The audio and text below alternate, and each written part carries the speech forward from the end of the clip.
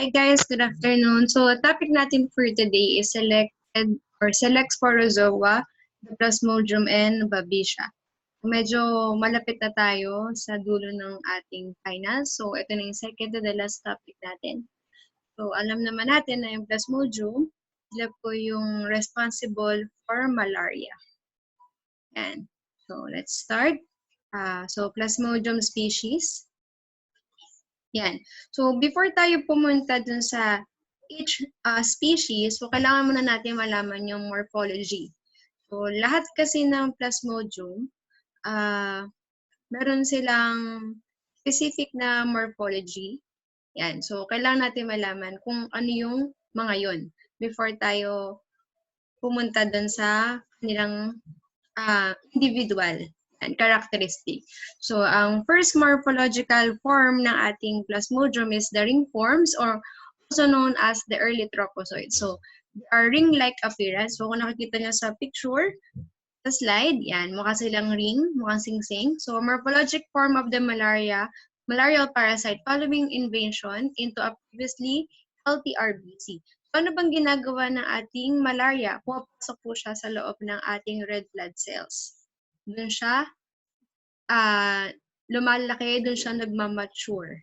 Yan. So, it is a blue cytoplasmic circle connected with or to a red chromatin dot or the nucleus, and the space inside the ring is known as the vacuole. Yan. Next naman natin, the developing trophozoites. So, the appearance varies among various Plasmodium species. Sometimes, brown pigment is often visible. Cytoplasmic circle and chromatin dot still intact, and the amount of RBC space invaded is significantly more than of the ring form. So, ito pala, yung mga pictures na nasa slides natin, ang ginamit sa kanila ay gemsa stain. So, yun. Yun kasi yung ginamit din ng ating book na si Zaybig to characterize or describe each morphological form. Yan. So, laging tatandaan gemsa stain. And next natin is the immature schizonts or schizonts. Yan. So, they are active, meron po siyang active chromatin replication, visible, although still unorganized. Visible cytoplasmic material surrounds the growing chromatin.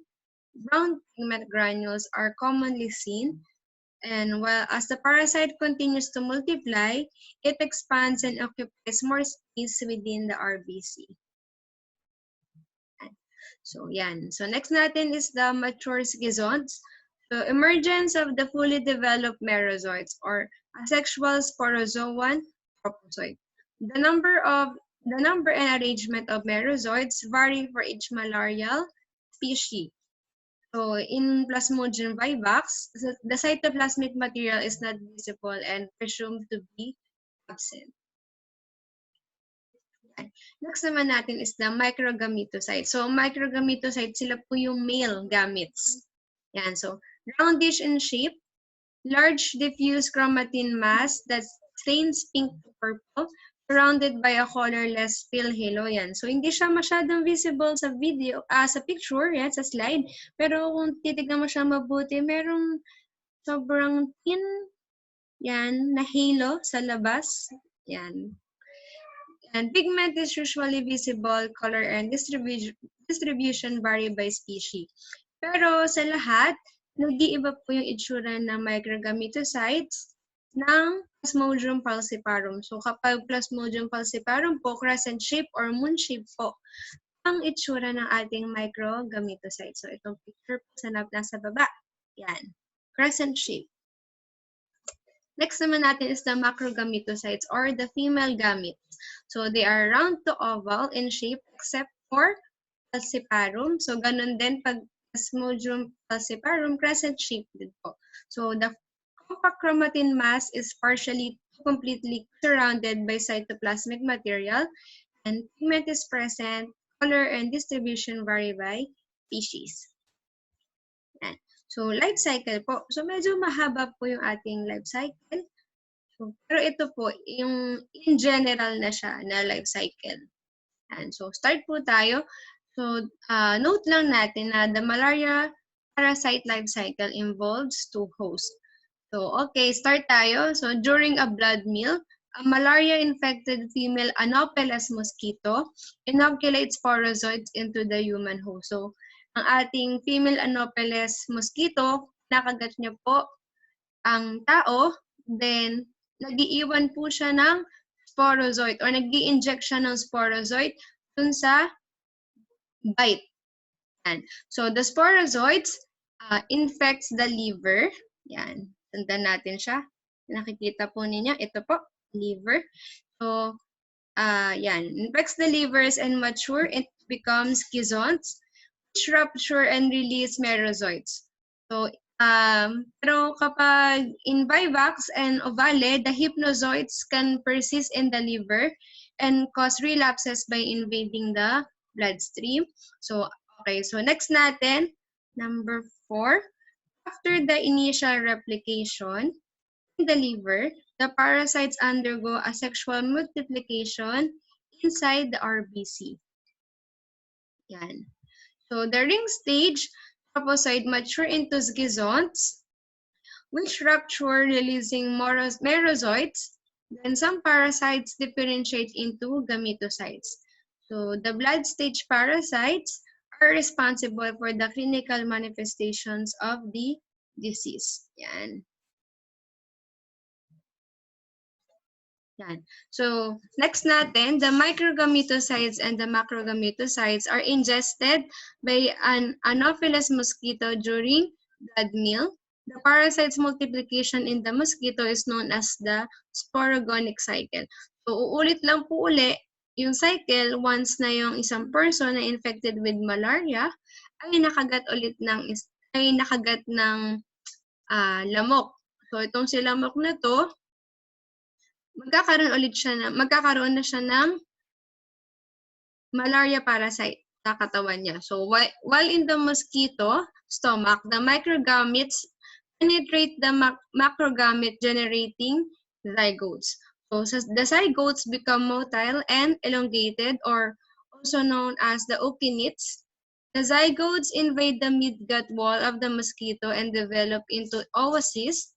The oocysts then grow, rupture, and release sporozoites and make their way to the salivary glands of the mosquito. So, the inoculation of sporozoites into a new human host perpetuates the malaria life cycle. So, yun, uulit lang ulit. Next natin, yan, laboratory diagnosis. Tulad ng nabanggit ko kanina, yung mga nasa picture natin, ang ginamit po dito ay peripheral blood smear stained with GEMSA. So, specimen of choice, GEMSA stained peripheral blood films, but bright stains can also be used and will result in an accurate diagnosis. Both thick and thin smear should be made and examined. So, ating thick smear is used for screening, while the thin smear is differentiating or speciation of the Plasmodium species. So, all blood films should be studied under oil immersion. Mixed Plasmodium infection may occur, with the most frequently encountered being Plasmodium vivax and Plasmodium falciparum. So, careful and thorough screening of all smear is crucial to ensure correct identification, result, and proper treatment. Kasi po, mahalaga siya kasi iba-iba din po ang severity ng ating mga Plasmodium, ng ating mga malarial infection. So, baka mamaya, dahil nga nagkamali ka ng basa, so, mali yung maging course of treatment para sa ating pasyente. Imbis na gumaling siya, baka lalong lumala yung sakit ng ating pasyente. So, aside from blood films, meron din po tayong serological testing and available din po ang PCR techniques. Yan. So, sa picture natin, ayan, may example po tayo ng thick and thin blood film. Okay. So, mahalaga din po kapag kukuha tayo ng dugo sa isang patient na under investigation for malarial infection is yung timing of cyclic paroxysm. So, dito kasi, mahalaga siya kasi mali yung time ng pagkuha mo ng dugo ng pasyente, baka hindi natin makita yung malarial parasite. So, hindi natin madedetect kung ano yung malarial infection na meron yung ating pasyente. So, ang ating Plasmodium vivax, ang cyclic paroxysm niya is every 48 hours. For P. ovale, 48 hours. Then, for P. malariae, every 72 hours. Then, for Plasmodium falciparum, every 36 to 48 hours. So, the greatest number of parasite is present in the blood in between characteristic bouts of fever and chills, resulting from the release of merozoites and toxic waste products from infected Babesia. So it is recommended that the blood be collected every 6 to 12 hours for up to 48 hours before considering a patient to be free of Plasmodium species parasite. So yun. Mahalaga daw po na yung kukuhanan yung pasyente kapag nag-start yung kanyang fever and chills. Yan. Okay, so pathogenesis and clinical symptoms. So the patient remains asymptomatic or walang symptoms at all following the initial mosquito bite and exoerythrocytic cycle of malarial infection. So once the erythrocytic phase is initiated and large numbers of rupturing RBCs simultaneously occur, the resulting merozoites and toxic waste byproducts in the blood system produce the first symptom, a paroxysm. So a paroxysm is characterized by chills, typically lasting for 10 to 15 minutes or longer, followed by 2 to 6 hours or more of a fever.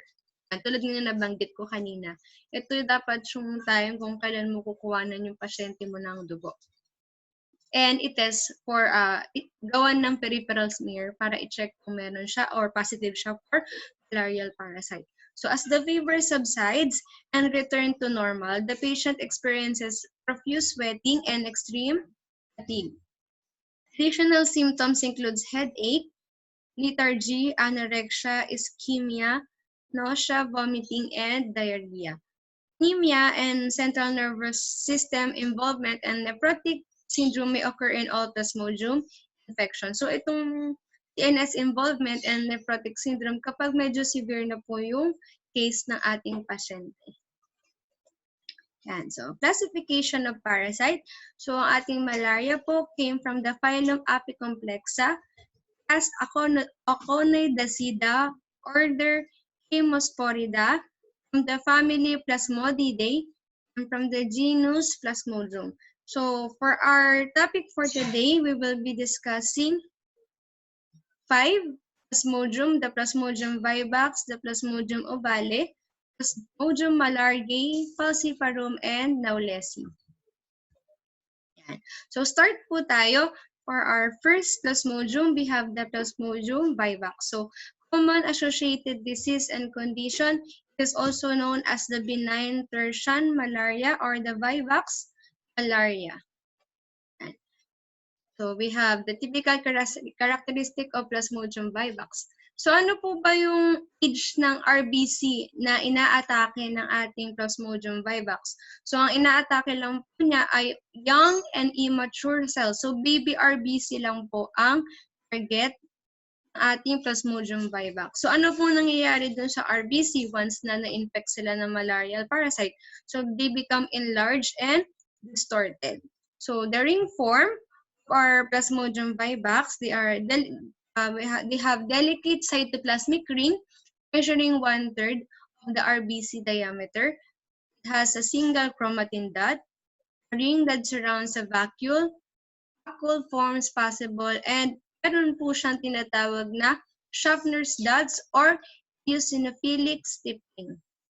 Yan. So for ating Plasmodium vivax, isa po yan sa mga tinitignan para malaman talaga natin kung anong klaseng Plasmodium siya. So, ang Schaffner dots po. Yan. So, next naman natin is the developing trophozoites.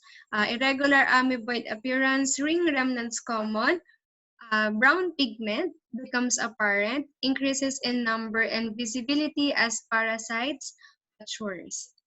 And for our immature schizoids, multiple chromatin bodies, often contains clumps of brown pigment. So the mature schizoid, up to 24 merozoites occupy most of infected red blood cells. Merozoids surrounded by cytoplasmic material, brown pigment may be present. While ang ating microgametocyte or ang male gametes, large pink to purple chromatin mass surrounded by colorless to pale halo. While ang ating macrogametocytes, brown pigment is common, round to oval cytoplasm, eccentric chromatin mass. Delicate light brown pigment may be visible throughout the cell. So all morphological stages of P. vivax may be seen on thick and thin smear. And blood films are the most benefit in species diagnosis. So blood samples may be taken at any time during the illness. The morphologic forms present at a given time reflect the developmental stage occurring at the point in time. So kung ano po yung makita na morphological form, so yun po yung nagre-reflect kung ano na pong stage ng malaria sa katawan ng tao. Yan. So epidemiology natin, it is the most widely distributed malarial organism. Infections occurs worldwide in both tropic and subtropics, and it is also seen in temperate regions. So clinical symptoms natin, so tulad nga na nabanggit kanina, it is also known as the benign tertian malaria. So symptoms typically begin to develop following a 10 to 17-day incubation period post-exposure. So ano po ba yung symptoms? Ano bang nararamdaman ng ating pasyente? So usually napagkakamalan po siyang flu. Bakit? Kasi same po sila ng symptoms. So involved po ang nausea, vomiting, headache, muscle pains, and photophobia. So paroxysm typically occur every 48 hours. While untreated patients may experience and withstand numerous attacks over several years. So chronic infection, ito na. Ano pag chronic na? Ito na po yung nagkakaroon ng serious damage to the brain, liver, and kidney. Kasi nagkakaroon na po ng blockage sa organs because of the toxic cellular waste products and hemoglobins. Kasi nga po, di ba, tulad na nabanggit ko kanina, sa loob po ng RBC, nagde-develop po at lumalaki ang ating malarial parasites. So, ano pong nangyayari? They accumulate in the corresponding capillary veins, resulting in ischemia or tissue hypoxia. So, dahil nagkakaroon ng blockage, ano po nangyayari? Bumabara po sila, nagkakaroon po, nauubusan po ng oxygen ng ating mga organ. So the dormant hypnozoites cause relapses months to years following the initial infection. Yan. So aking treatment. So marami naman pong treatment na for malaria. Hindi ko na po isa-isahin na, napabasa nyo naman sa screen. Pero available malaria medication affect the parasite in different ways, depending on the specific morphologic life cycle stages present at the time of the administration. The physicians must take the known medication information into account, including the possibility of potential drug toxicity when selecting the course of treatment for individuals suffering from malaria as well as patient's G6PD status. Nakalimutan ko pa na banggitin na yung mga patient or yung mga tao na merong hemoglobinopathy, hemoglobinopathies CS, and yung mga patient na merong mga thalassemia, yan, they are usually mataas po yung nilang hindi agad sila natatamaan ng malaria. Yan. So, although parang bad din naman, masama din naman kasi syempre meron silang sakit sa RBC, pero yun nga, thank you Lord na din kasi mataas yung resistance sila for malaria.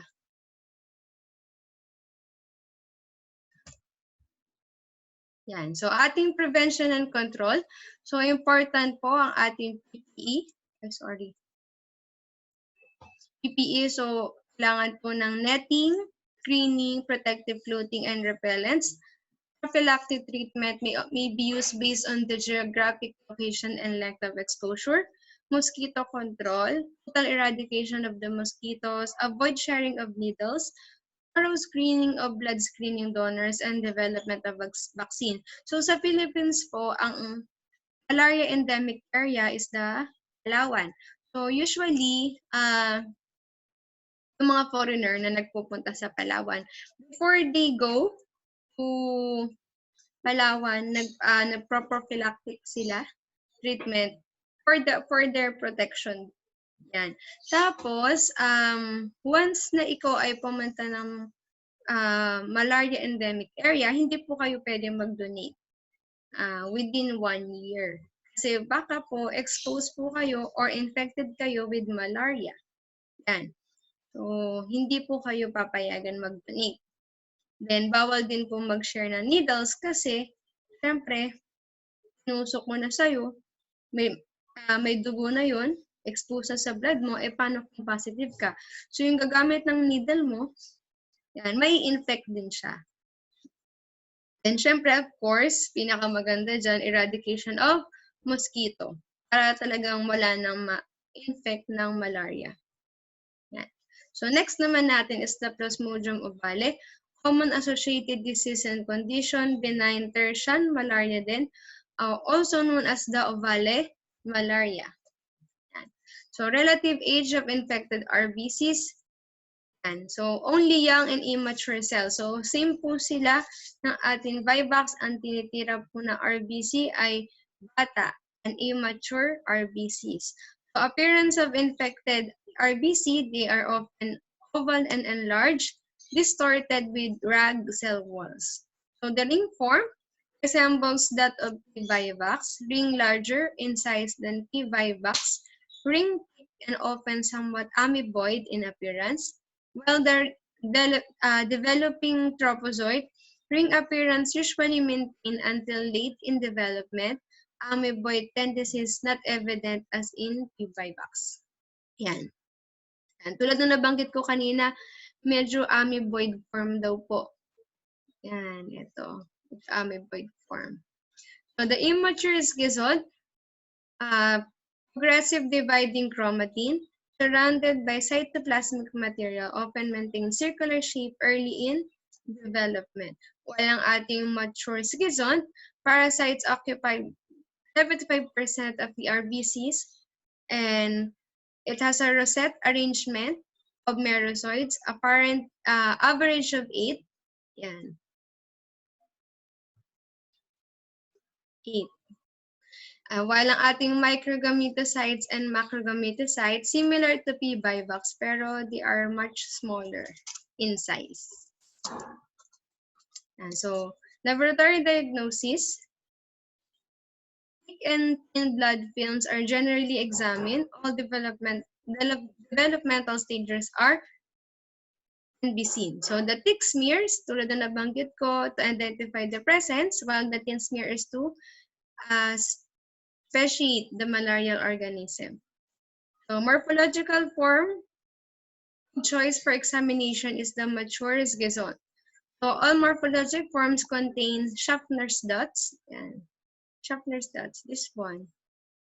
Yan. Yan po yung Schaffner's dots. The morphologic forms present at a given time represent a specific life cycle phase occurring at the sample collection time.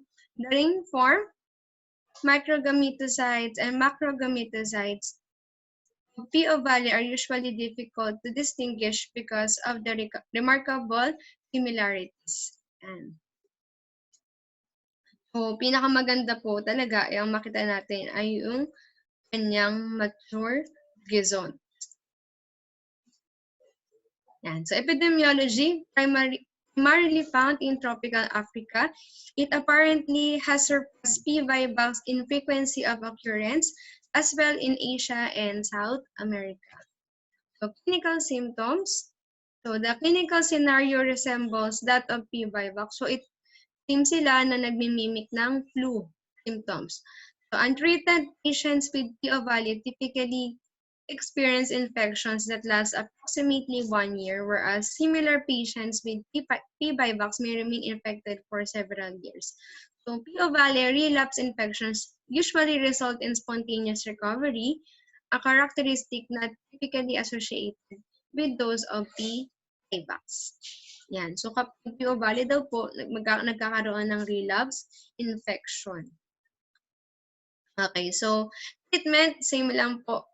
Yan. Same lang with P. vivax. Prevention and control, same lang din. So netting, screening, protective clothing, and repellents. Yan. So prophylactic treatment, mosquito control, total eradication of the mosquito, avoid sharing of needles, thorough screening of blood donors, and developments of vaccine. Yan. So next naman natin is Plasmodium malariae.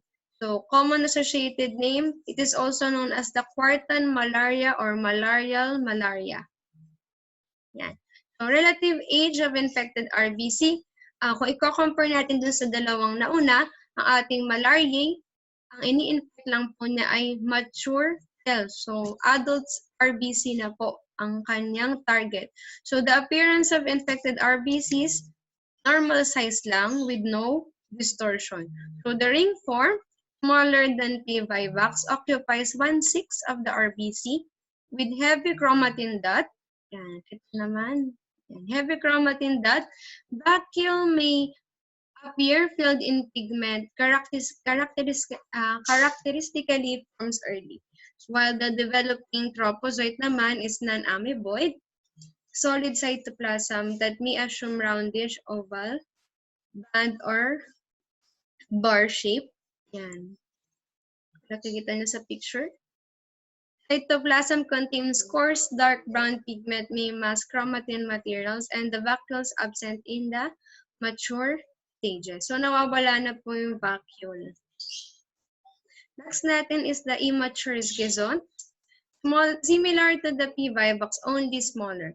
So they may contain large and dark peripheral or central granules, while the mature schizoids, typically contain 6 to 12 merozoites arranged in rosette or irregular clusters. Central arrangement of brown-green pigment may be visible. Nakikita niyo po ba yung picture? Ito po. Ayan, from 18 to 22. Yan. So infected RBC may not be seen because developing parasites often fill the cell completely. While the microgametocyte and macrogametocyte, similar to P. vivax, only smaller in size, pigment usually darker and coarser. Older forms assure an oval shape.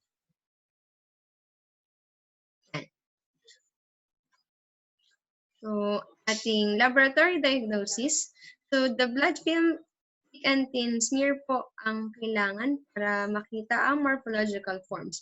So, cytoplasm of heavily stained P. malariae may contain fine dots, fine dust-like dots known as the Siemens dots. So, yung dalawa nating nauna, ang tawag sa nila is Schaffner's.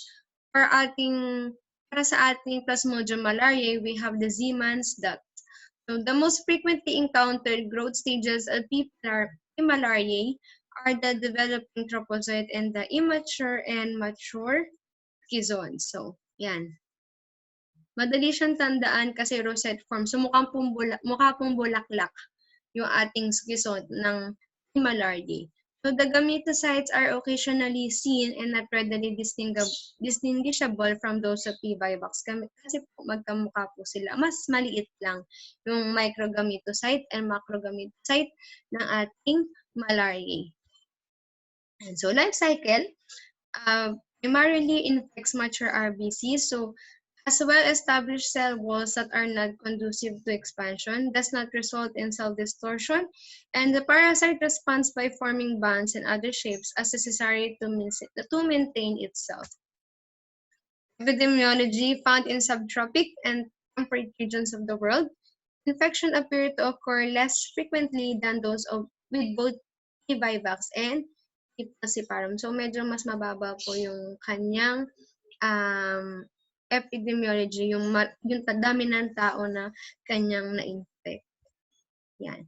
So, clinical symptoms, it is known as the quartan or malarial malaria. So, incubation period is 18 to 40 days, followed by the onset of flu-like symptoms. Cyclic paroxysms occur every 72 hours, kaya po siya tinawag na quartan malaria.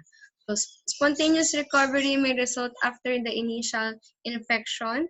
There is no relapses because normal hepatocytes are not associated with malaria infections, and repeated attacks may occur for 20 years or more and may be moderate to severe in nature. So, ulit po treatment, same lang po with Vivax and Ovale. Yan. Then, same lang din po ang prevention and control. Next natin, we have the Plasmodium falciparum.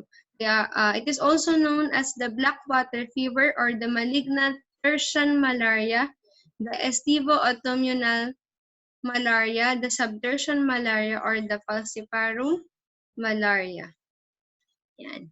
So, relative age of infected RBC may infect cells of all ages. So, sa ating falciparum po, kahit ano pa pong edad ng ating RBC, bata man, adult, or old, pwede po niyang i-infect. Pero, normal size pa rin po, wala pong distortion na nangyayari sa shape ng ating RBC. Yan. So, nakikita niyo yung picture. Yan. Hindi po nagbago yung shape ng ating RBC. So, the ring forms, yan. Nakikita na rin sa picture, may mga ring forms. Circle configuration with one chromatin dot, or they can be headphone configuration or two chromatin dots. So, kung napapansin nyo, mukhang yung iba dito, mukha siyang headphones. Yan, mukhang headphones. So, it has scanty cytoplasm with small vacuole that are usually visible.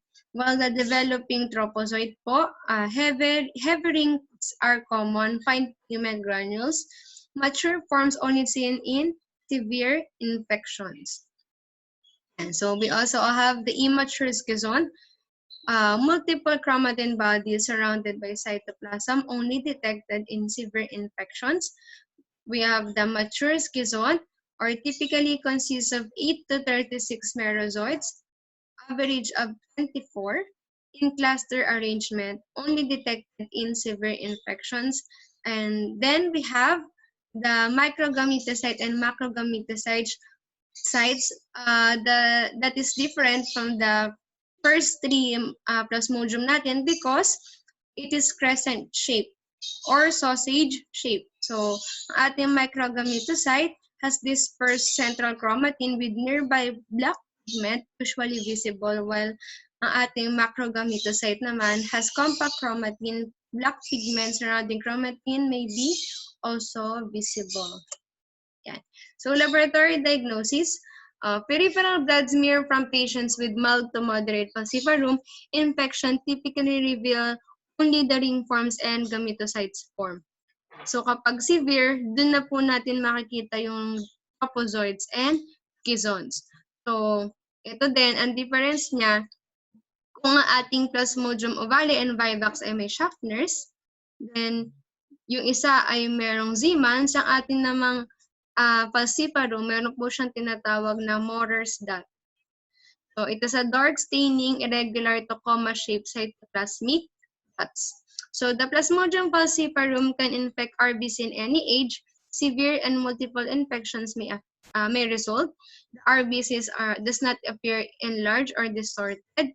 The development of all growth stages of Plasmodium falciparum after the formation of ring form occurs in the capillaries of the viscera.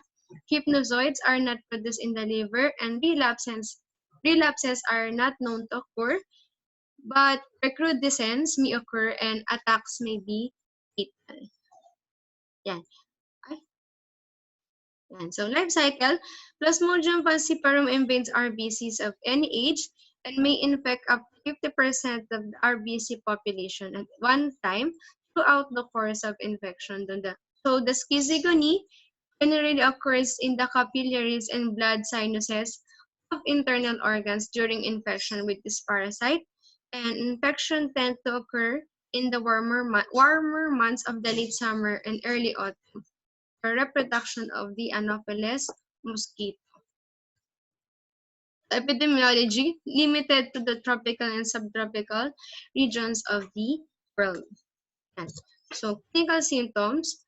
So, kung i-describe natin siya from the 3 previous malaria, si ating falciparum po produces the most deadly form of malaria in untreated patients. It produces large amount of toxic cellular debris and capillary plugs consisting of mast red cells, platelets, malarial pigments, and leukocytes. So yung first natin is the malignant Persian malaria with an incubation period of 7 to 10 days. So kung i-compare ulit natin siya, mas maikli po yung incubation period niya.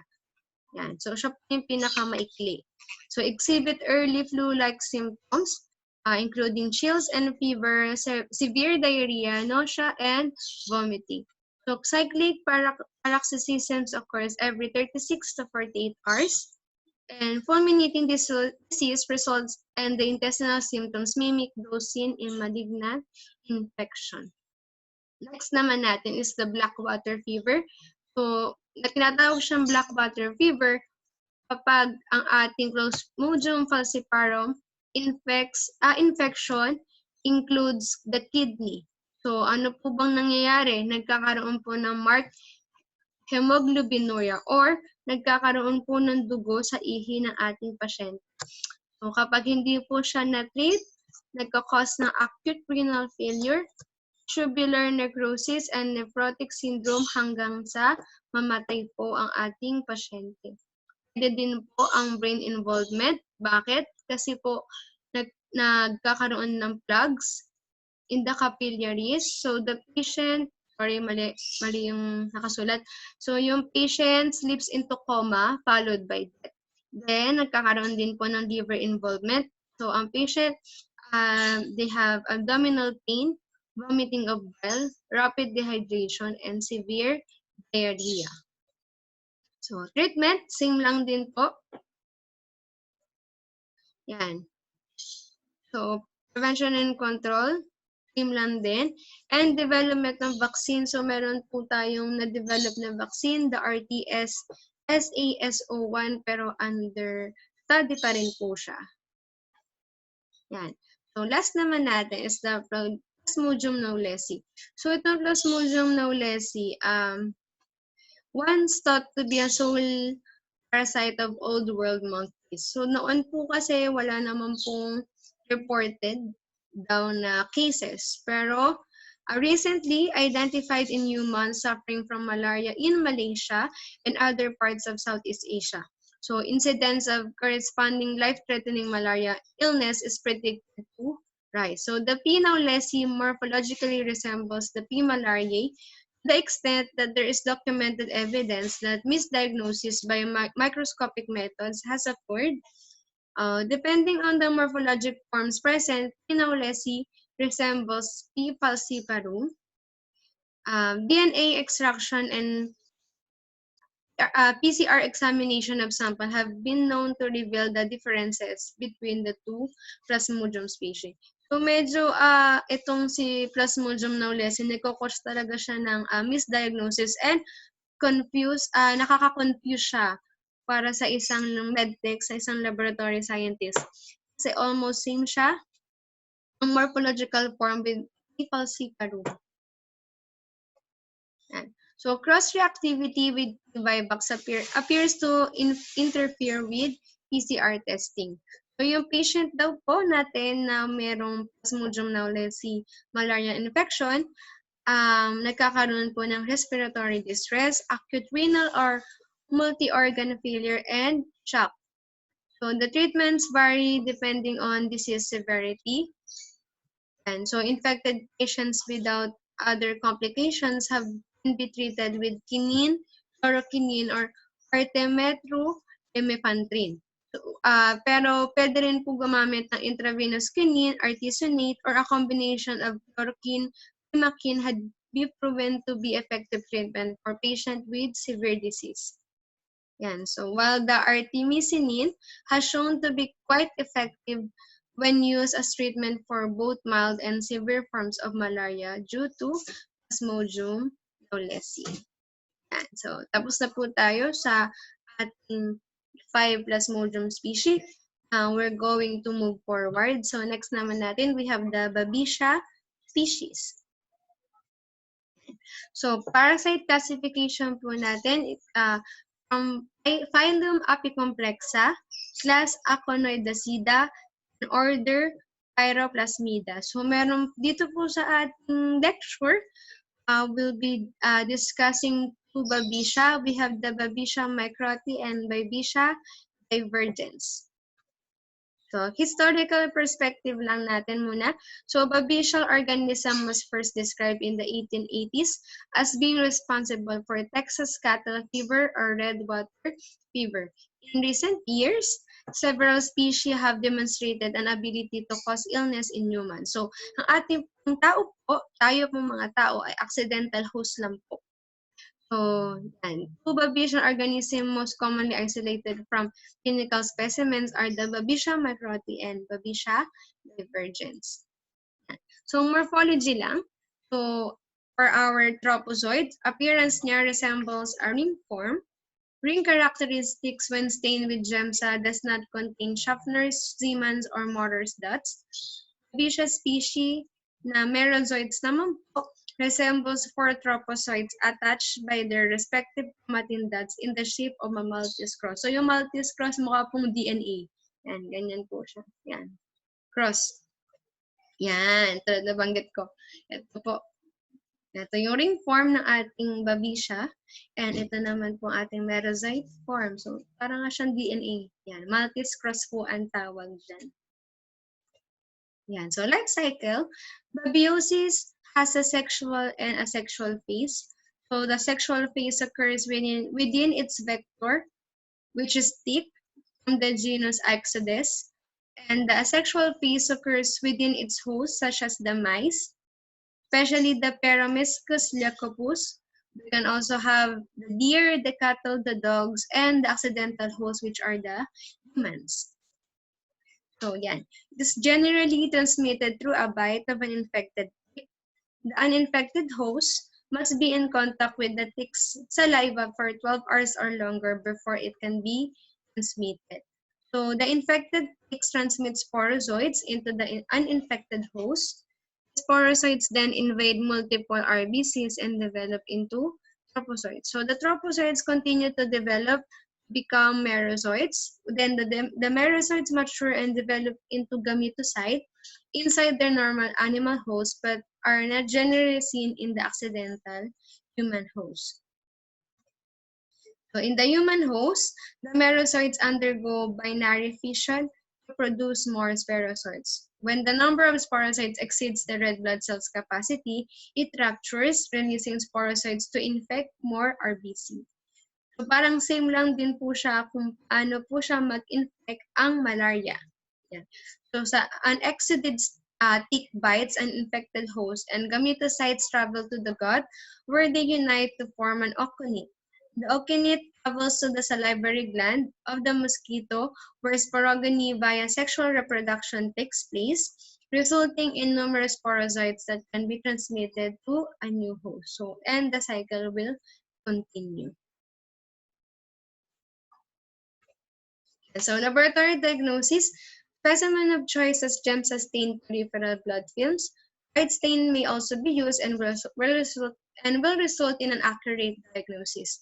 So, all blood smears should be studied under oil immersion. Careful and thorough screening of all smears is crucial to ensure the correct identification, reporting, and proper treatment. Timing of blood is not crucial because there is no periodicity. Wala naman din pong paroxysm na involved, unlike malaria, and serological and PCR techniques are available. So pathogenesis and clinical symptoms. So, patient presenting with babesiosis was exposed 1 to 4 weeks prior to the onset of symptoms, and it is self-limiting infection. Its onset is usually gradual and characterized by prodrome-like symptoms, which includes fever, headache, chills, sweating, arthralgias, myalgias, fatigue, and weakness. So, ang hina po ng ating katawan kapag may babesiosis. So, the fever shows no periodicity. So, anytime po, pwede naman po ng patient ang dugo for blood film. And hepatosplenomegaly and mild to severe hemolytic anemia have been recorded. Infections to be present in late summer to early fall and generally correlate with the breeding cycle of the ixoditic. Sorry. So, first natin, we have the Babesia microti. So, epidemiology, commonly found in areas of the southern New England such as Nantucket, Martha's Vineyard, Shelterland, Long Island, and Connecticut. It has also been isolated in clinical specimens in patients with New Jersey, Wisconsin, Missouri, Georgia, North Carolina, and Mexico. So kung napapansin nyo, ano siya, US. The vector, we have the Ixodes dominici. The principal reservoir host is the white-footed mouse. And clinical symptoms benign and self-limiting, more severe for older adult, immunosuppressed, and splenectomized patient. Well, ang ating Babesia divergence, commonly found in European countries, particularly those in the former Yugoslavia, Russia, Ireland, and Scotland. So, vector, we have the Ixodes ricinus tick. Principal reservoir hosts are the rabbits and birds, and clinical symptoms tends to be more severe and frequently fatal if left untreated. So treatment, combination of drugs, so either clindamycin and quinine, atovaquone and azithromycin, diminacin and pentamidine, and the pyrimethamine and quinine combination. Note lang din na the side effects of some of this medication may be less than desirable. So patient age, immune status, G6PD status, and physician's choice as to which the therapy is best for the patient. So hindi po basta-basta magbibigay ng gamot. So kailangan din po i-consider yung edad, immunity ng patient, and yung G6PD status ng ating pasyente. And so prevention and control, avoid tick-infested areas, examining the body for ticks immediately after leaving such an area, and rapid removal of the tick are crucial. Tick must feed at least 12 hours before it is able to transmit the parasite, and insect repellents and eradicating the tick population is also essential to prevent the transmission of babesiosis. Yan. Tapos na po. Yun. So, malapit na tayo matapos, guys. So, yung next na, yung susunod na video dito is yung last topic natin for final. So, ngayon po, nag-announce na si Governor na total lockdown po ang Laguna. I hope na lahat po kayo ay healthy and ingatan niyo po lagi ang sarili niyo. Huwag na po tayong lalabas ng bahay. Huwag na pong pasaway, makinig kay nanay at tatay, okay? Miss ko na kayo. Sana matapos na itong pandemic para klase na talaga tayo. Namimiss ko na kayo kakwentuhan. So, ingat kayo palagi. And, ayan, see you soon. Balik natin, exam na. Kaya yun, sana mag-aral kayo. Sana panoorin nyo itong aking video, lecture. Mag-review din. Wag puro laro, wag puro TikTok. Ha? Yan. So, magbasa-basa din tayo. Para, syempre, hindi po tayo mahirapan pagbalik natin sa eskwela. Okay? Bye-bye. Ingat kayo palagi.